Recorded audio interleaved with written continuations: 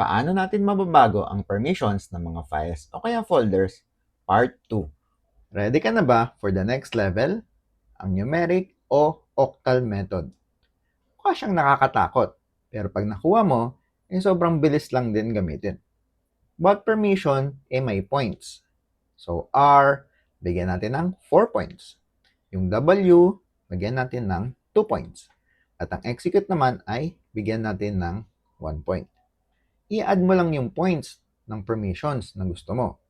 Kung gusto mo ng read at write, which means RW, i-add mo lang 4 plus 2 equals to 6. Kung gusto mo ng read at execute, RX, 4 plus 1 is 5.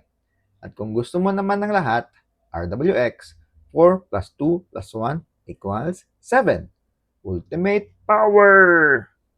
Pag sinabi mong chmod 755, ang sinasabi mo talaga ay bigyan mo si user ng read, write, and execute. Tapos bigyan mo si group at others ng read and execute only.